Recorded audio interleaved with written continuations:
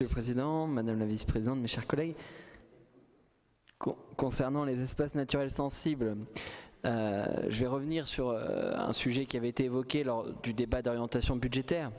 Eu égard à la manne dormante des 10 millions d'euros, ne pourrions-nous pas imaginer des investissements sur les espaces naturels sensibles départementaux, il y en a un par exemple dans le Sanon, et où envisager d'autres ENS qui seraient labellisés départementaux sur des intercommunalités par exemple qui n'en bénéficient pas aujourd'hui. Surtout qu'on a moins d'intercommunalités, on pourrait se dire voilà finalement un ENS départemental actif pour chacun des 19 EPCI, ça pourrait être cohérent et puis ce serait équitable sur l'ensemble du territoire. Je voudrais revenir sur la question des actions à destination des jeunes. La moitié sont orientées vers Sillon. Alors on n'appelle pas ça Sillon, on appelle ça Cité des Paysages. Je sais qu'il y a peut-être un chemin aujourd'hui pour distinguer ce qui est de l'ordre du lieu Cité des Paysages et ce qui est de l'ordre du programme Cité des Paysages.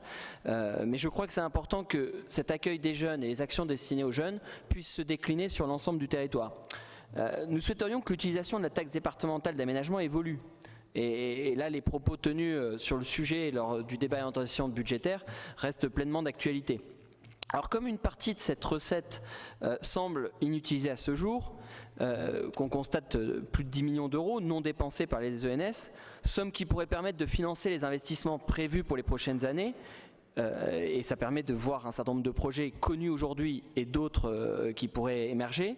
Et comme les dépenses récurrentes de fonctionnement avoisinent à peu près 88% de la collecte de la taxe lorsqu'on est à son niveau bas, c'est-à-dire quand on est à 4,2 millions, puisqu'a priori, vu les tendances sur la construction, on va être plutôt en diminution. C'est un peu la même tendance d'ailleurs sur les DMTO sur les 2 années à venir. Ce qui posera d'ailleurs une question sur le budget, mais le vice-président veille au grain. Donc je vous relance cette proposition. Ne pourrions-nous pas envisager une baisse de la taxe départementale d'aménagement de l'ordre de 10%, ce qui serait un bon coup de pouce sur le pouvoir d'achat qui est attendu pour les porteurs de projets, et ça ne mettrait pas du tout en péril ni les actions en fonctionnement, ni les projets en investissement connus, et même ceux qu'on pourrait décliner sur d'autres nouveaux ENS départementaux. C'est pourquoi, pour toutes ces raisons, nous nous abstiendrons sur ce rapport.